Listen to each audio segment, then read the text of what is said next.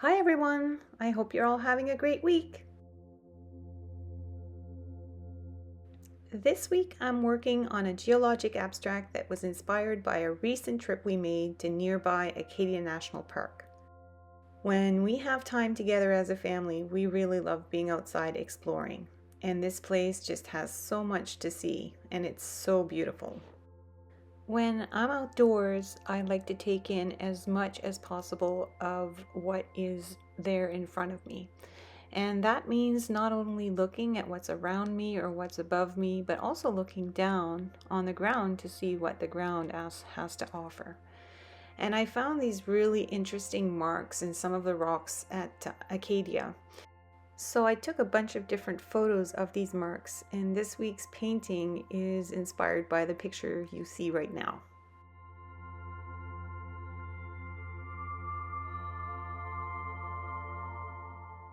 When I work using a reference photo like this one, I like to get my first initial impressions of what I'm seeing, get a few little pencil marks down on paper, and eventually I move away from looking at the photograph because I don't want it to be the thing that continually influences me in my decision-making process. I just want to use it for initial inspiration and to get the process going.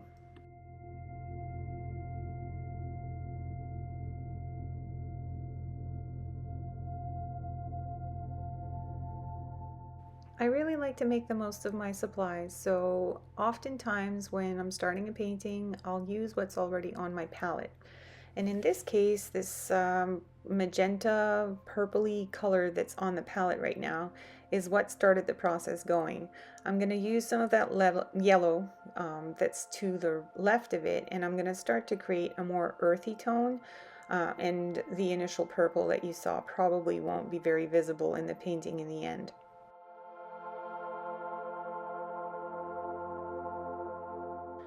I want to start applying a first layer of color just to get myself going. And so I'll build up my colors as I go along, and some of what you see, like this sort of earthy brownish yellow, will probably be visible in the end because I do like it for this painting. But this initial layer is going to be underneath a whole lot of other layers. So what you're seeing right now is going to change significantly as I'm going along. But it's always important when you're starting a painting like this to just get going, to get the process flowing. It's daunting to look at a piece of paper and to try and figure out, I guess, what you're going to do. And sometimes when we're so stuck in that initial phase of trying to figure out what we're going to do, we can get really stuck, and instead of moving and actually doing something, it can sort of stop us in our tracks. And so I'm very much like that. I can have those same challenges as well. So I try to overcome that challenge by just moving past that initial fear or block, if you will, and just starting to apply color helps me really start the flow, and eventually it just keeps building up, and I have more and more ideas of what to do as I go along. But I need to start getting that initial layer of color down, and it doesn't matter whether or not it's going to be there, in its full form in the end. It really only matters that I start. In this way, the intuitive painting process can very much be a metaphor for life.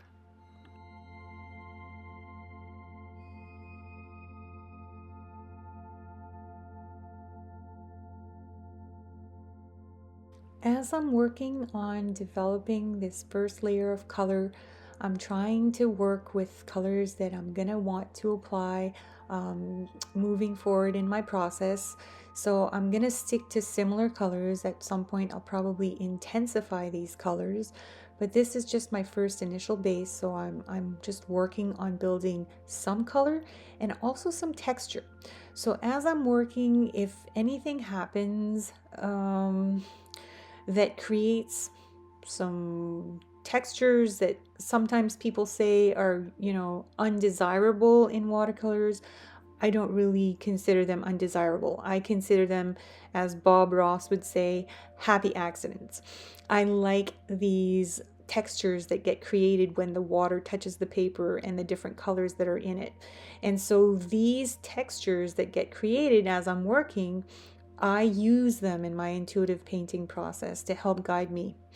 And so I also will try to influence the paper and the painting by either adding water or drier paints, drier brushes of paint, or in this case, I'm going to add some fine grained table salt. And this, being that the paper is still wet, is going to add some elements of texture as the paint dries. The areas where the salt is going to sort of repel the paint, and so that's going to create some interesting textures. And since we're creating, or I'm creating, a geologic abstract, well, we're talking about rock, about something natural and something that's very textured. So the salt is going to help not replicate this effect that nature creates, but it's going to be a way of sort of creating an imitation rock, if you will. Let's call it that, an imitation rock. that's the best that I can come up with. So now my paper has fully dried, and I've rubbed off the salt from my paper using a piece of tissue, and you can see that it has created a lot of texture.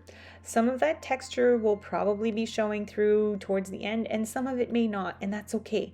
It's just going to keep helping me in my process as I'm moving along to figure out what I'm going to do next. But I do really like that texture, and I might apply it, not just in this very first layer. I might do it again in other layers as well.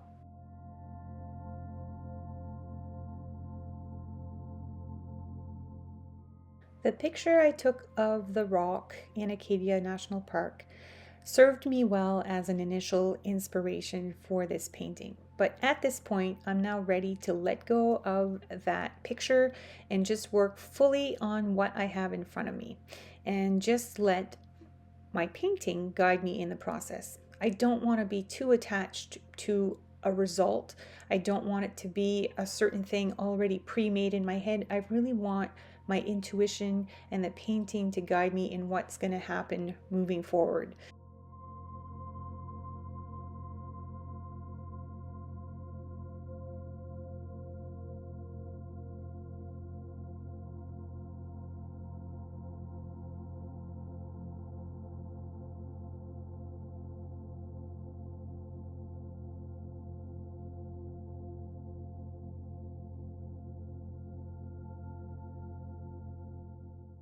In a little while from now, I'll be teaching my first live class in the pull pen paint community, and it's been a build up to get to this point. I first learned about this opportunity at the beginning of this year, and I was excited to be a part of pull pen paint again this year.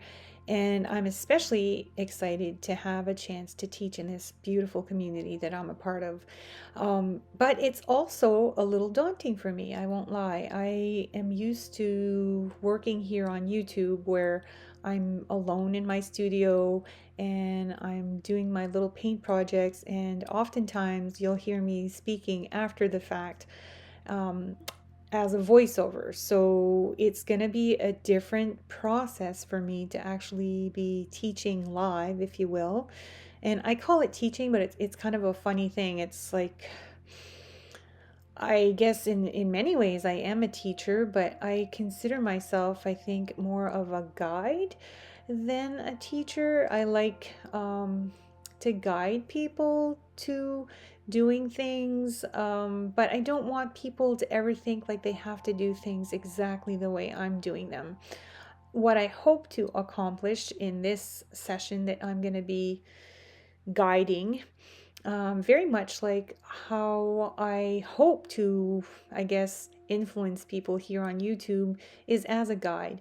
I like to guide people towards doing their thing, to pick up on some of the pieces of what I'm putting in front of you, and then to listen to your own intuition and your own inner guidance to see how you want to use those tips and tools and everything that I share with you here.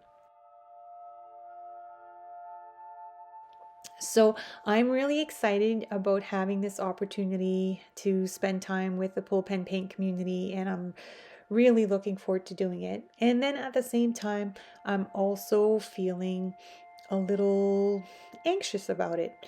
I like to look at these types of events where fear presents itself as, how can I say it? I mean, it's what's scary about it. It's scary that I'm going to be doing something I've never done for the first time, and I'm going to be doing it live. So that brings on some fear, but I'm also ready for the challenge. And so I really connect with the acronym that I know for fear that I learned from Neil Donald Walsh, an author, who says that fear, if you choose to, can simply be feeling excited and ready for something. So I'm feeling excited and ready to take on this challenge, and I'm looking forward to doing it with the Pull Pen Paint community. And at the same time, like I said, there's some anxiety attached to this experience, and that's normal because I'm going to be doing something completely new, and in many ways I'm going to be a beginner. And so my inner protective voice is speaking to me pretty loudly, and is trying to protect me, to make sure that I'm not somehow going to quote unquote fall, not literally fall, maybe literally fall, I hope not. But, that I'm not going to do something that's going to end up in heartache for me, or that I'm going to fail or whatever. And so it's trying to protect me. And I appreciate that inner protective voice of mine. I like to acknowledge it when it shows up, because I know it's showing up to be helpful. But in this case, I know I'm going to be teaching in a community of people that are very loving and supportive, and there's nothing for me to really fear, because I am not in any real danger, if you will. So I'm excited, and I am looking forward to it, and yeah, I'll look forward to also letting you know how it went.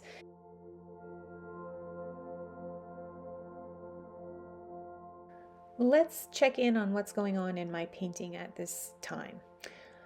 You probably noticed that I've been using my brush sideways, and I've been brushing the paint in a bit of a different fashion over my painting. And this is what I have used, or what's considered to be dry brushing. I'm not painting over wet paper, and my brush is not completely saturated with water. It's got a little bit of paint on it, and I'm simply, with this brush being more damp than actually wet, I'm going over the paper, and I'm doing these little strokes of color. And because the paper has a bit of a rough texture, the paint bristles catch that texture, and it helps to create more texture in my painting, and I really like that. So I'm working on developing the layers of color. I always love to work with nickel azo yellow. It's a color that in itself is sort of capable of creating texture, because when you add it to other colors, especially when the paper or the paint is wet, it has a tendency to sort of repel other colors. And if you'll notice, like at the center of the painting there, where the nickel azo yellow is also touching the neutral tint, it sort of has pushed that neutral tint a little bit outwards, and that creates an interesting texture that I really like.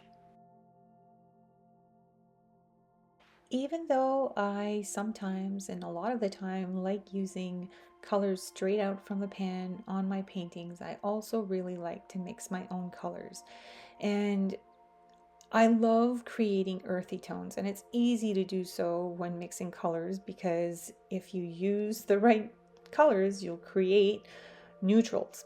So having used this really bright blue that was first on my pan and added some light red to it, I've been able to create this grayish earthy tone.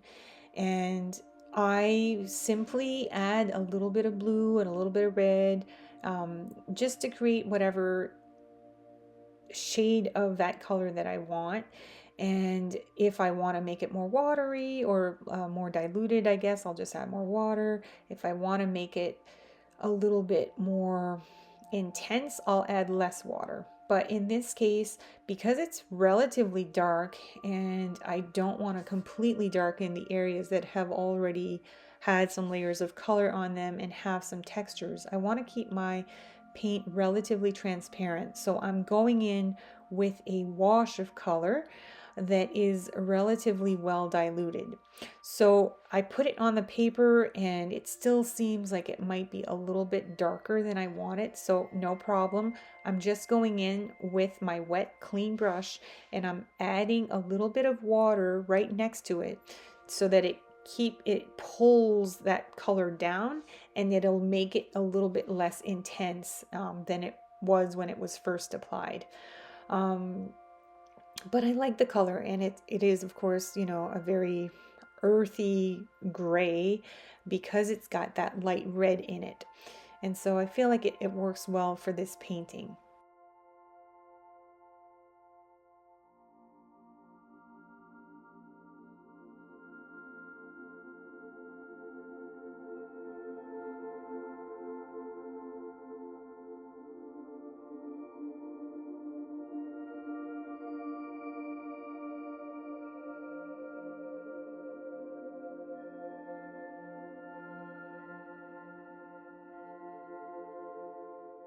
This area in the painting was feeling a little bit too light and it was attracting too much attention from my eyes, so I thought it would be a good idea to add a little bit more color in there just to make it less obvious.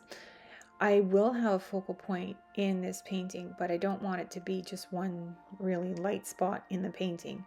I want it to be something else that I create. And well, I mean, I know I created that, but it's just not what I wanted to create, I guess, as a focal point, if you will. So I'm toning it down using a little bit of this gray paint and some water, and already just looking at it, it feels better. Washes of watercolor paint are very transparent, and so you can take a dark color like this and add it over another color, and because it's transparent, the other color will also show through, and I really like that. So I'm gonna choose to add it in certain spots just so that these two colors can sort of blend together, if you will. But because the color underneath is not completely wet, they're not fully gonna mix and create another different color. There's just gonna be a little wash of that gray over the orangey, earthy color that's underneath it. And it's just gonna help keep everything cohesive. And now I'll work on brightening up this area using some more pigment, I guess. That's the only way to say it. It's just more pigment. There's less water in my paint. I'm just going straight into my pan and I'm using very little water on my brush. My brush is damp. I'm dipping it in the color and then I'm putting the color directly right onto the painting. And because there's not a whole lot of water on my brush or on the paper at this point, it keeps the color a little bit more bright. Now, when the paper dries, this is going to, of course, become lighter because watercolors always dry lighter than they are when they're first applied, and that's okay. I'll just keep building my layers. I do want to keep this area, some areas of the painting, really bright and bold, but I know I can build up to that using different layers of paint.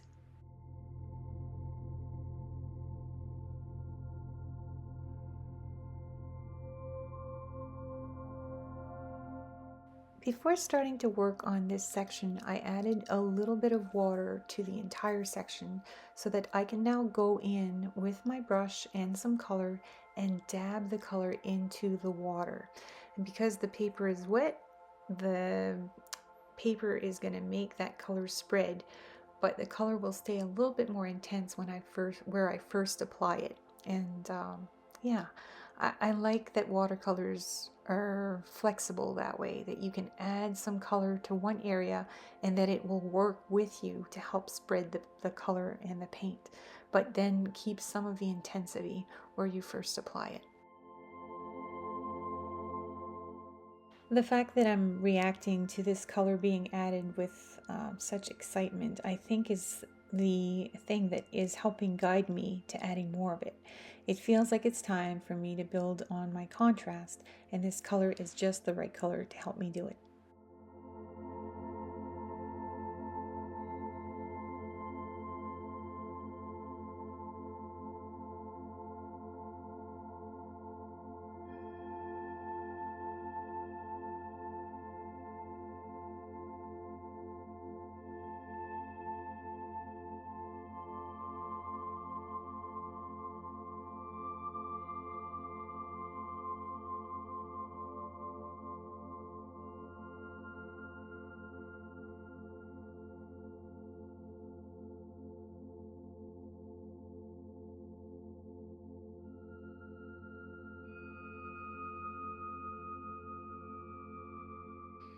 I'm really liking this, and then at the same time, I'm feeling like maybe I need to add a little bit of salt to see if I can create some texture in some of those areas where I just added that darkish blue paint. Because those freshly painted areas are not completely sopping wet, the texture I create should be relatively light. And the fact that also there are layers of color underneath the paint that were already dry, it will create a different texture than if I was just adding the salt over a layer of color that had just been painted on fresh white paper. I've mixed a darker color of that blue, and I'm just going to go in with my old credit card and I'm going to add some lines using the credit card. The paper is dry at this point, so the paint should take the color that I'm applying, but it won't spread.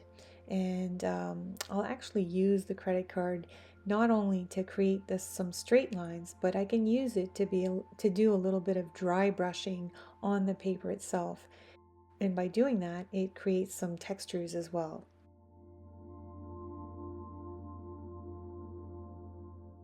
I've reached a point where I'm feeling very happy with my background, so I've decided that I'm going to pull out my fountain pen and start working on adding some more details with black ink to darken up some of those areas and really draw attention to my focal point.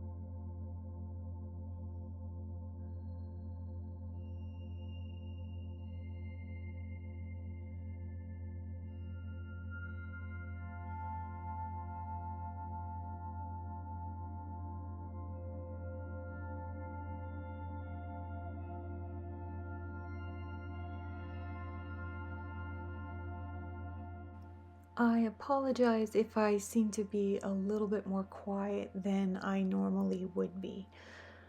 Garu and I have had a bit of a rough few days.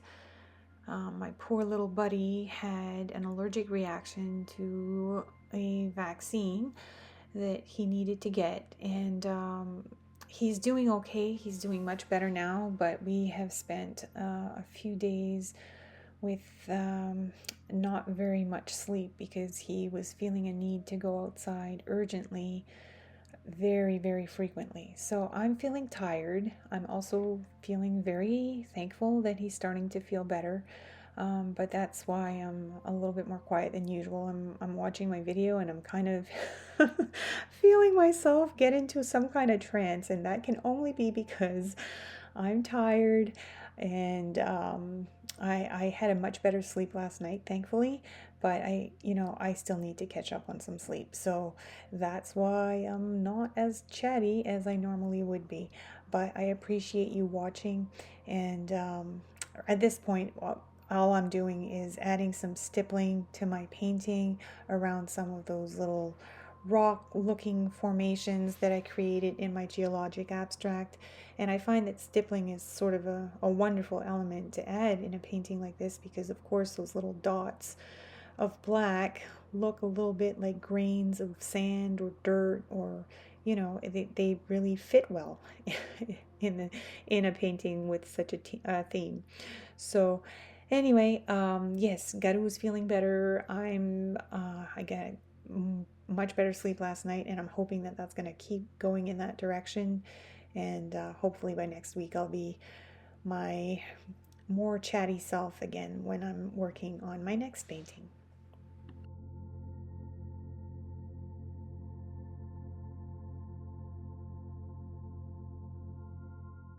I've mentioned this on a number of occasions, but when I'm painting intuitively, one decision really leads into the next decision. So I was working on these little rocks that I created, or these little rock shapes in my painting, and I noticed that some areas could use maybe some bigger rocks. And so I just let my intuition be right, and I followed that hunch that my intuition gave me, and I added some of those bigger rocks. And I really do think that it helps to bring the painting, to make the painting more complete.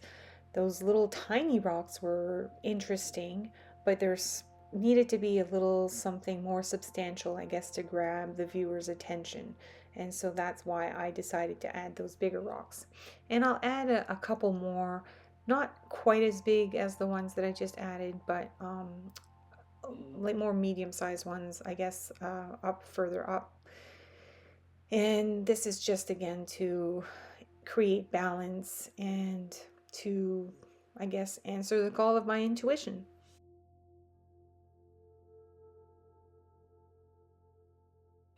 Speaking of answering the call of my intuition, I am feeling like I need to add a little bit more of that quinacridone deep gold, that orangey rusty color that's in my painting, because it's really nice. It really looks quite stunning against that grayish blue that I have also in the background of the painting. Plus, I want to use some more dry brushing. So what I'm doing right now is basically dry brushing. My brush is damp. It's not completely dry, but it's only damp. It doesn't have a lot of water in it. And I'm dipping it into the paint, and sometimes directly into the paint pan. I'm adding some color to my brush, and then I'm sweeping it across the surface of my painting to create these little streaks of color that are not even or very well blended.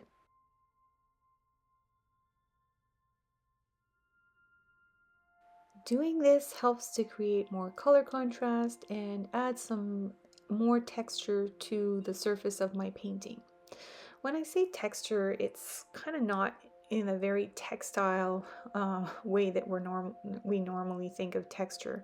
It's mostly a sort of a visual kind of texture where you can see that there are different ways the paper is sitting on top of the not the paper, but the paint is sitting on top of the paper. And it's more, maybe it's not the right expression to say texture, but for me that's what it gives the impression maybe of texture. Maybe that's the better way of saying it. So I really love using dry brushing like this. I've done it in a number of paintings, and I feel that it works really well for this type of painting as well, because I'm trying to create something earthy, and rock of course is very textured. And so especially the rock that I was looking at when I was at Acadia National Park.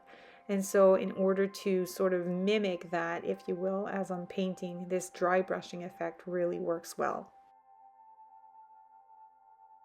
I've decided I'm going to add a little bit of that cobalt teal light from Cormier Pigmente that I like so much. And the reason I want to add it is that I know it's going to look really, really nice against that quinacridone deep gold. Those two colors seem to just marry so well together. And it's gonna make the painting have a little bit more color contrast, I guess is a good way of saying it. It's also gonna make all of the darker colors in the painting pop to have something brighter in the painting. So I'm adding it in a little bit of a wash at first, and then I'm going to go in with much less diluted paint, and I'm going to add some stronger punches of color just to create a little bit of a pop of color in the painting. And I find that as I'm adding this, it's doing exactly what I wanted it to do. It's making everything else look better somehow. I don't know how that happens, but it's that I guess that concept of having colors that are complementary, or yeah, that are complementary to each other. It really is quite stunning what you can create by just adding colors that work well together.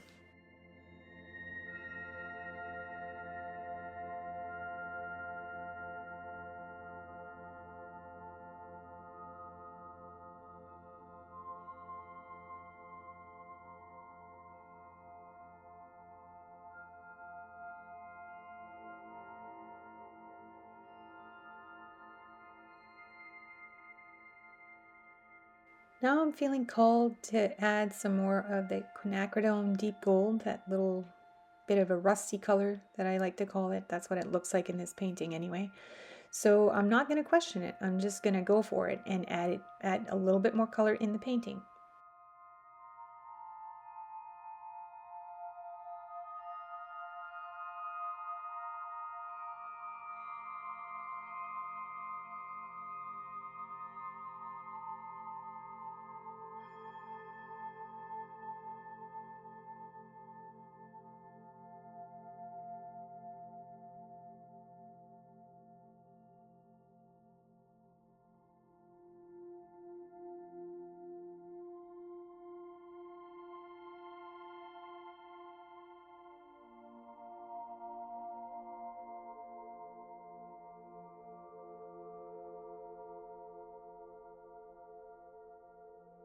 And while I'm at it, I'm gonna also go ahead and add a little bit more of that dark blue, because I feel like it will balance out the painting a little bit more. And I really like those streaks of colors created by the dry brushing over the painting.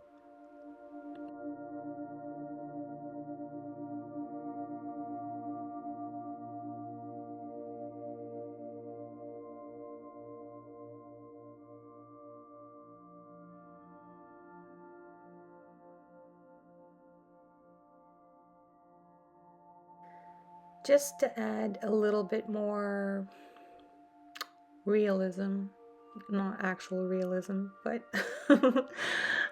just to add the look of rock, I guess, to my painting, my abstract geologic abstract.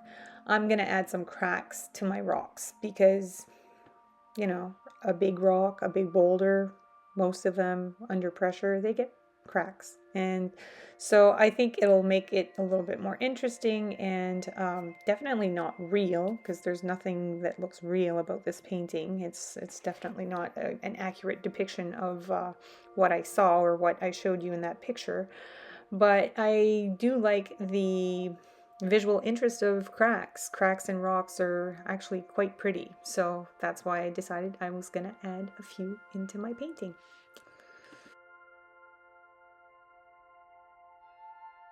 I also want to add a little bit of white for some added contrast. And of course, no painting of mine, especially my paintings as of late, would be complete without me adding some star gold, so that's coming up next.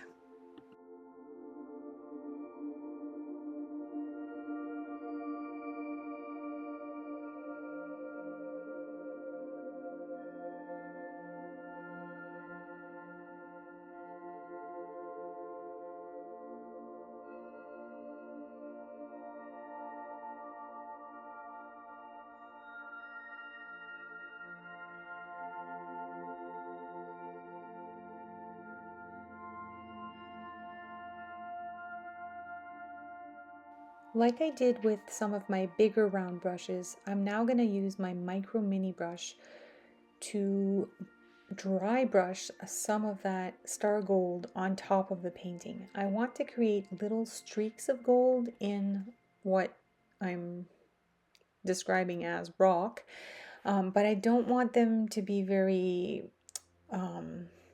apparent or very, God, I don't know why the words are so hard to come to me sometimes.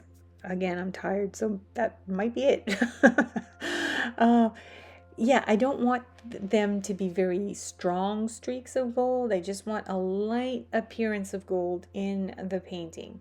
So, I have these little rocks in the middle that have the brighter gold, but I want to have little streaks of that gold going through the outside portion of the painting. So outside that focal point, I want to have little streaks of gold, and by dry brushing, so not putting a lot of paint in on my brush and keeping my brush relatively dry, I'm just sweeping the brush gently across the paper, and it's leaving these little marks of gold that I really like.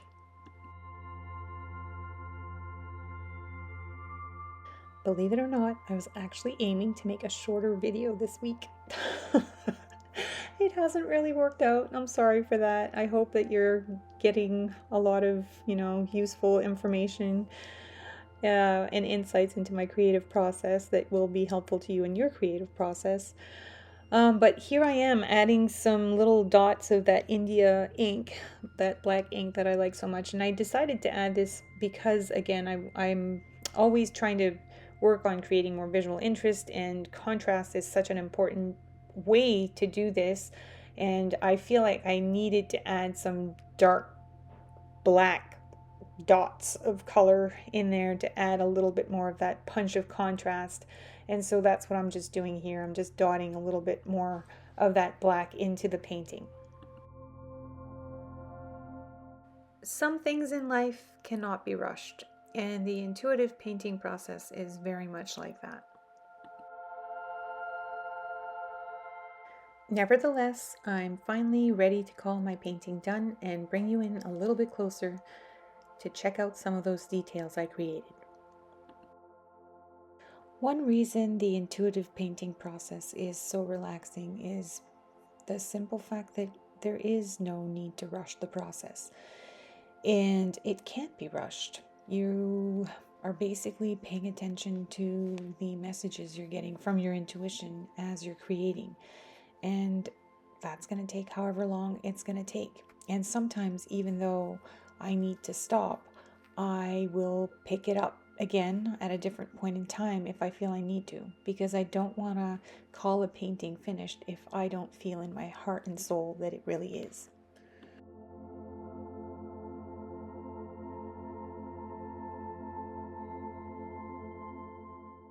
As always, it's been a real pleasure creating this little painting project for you.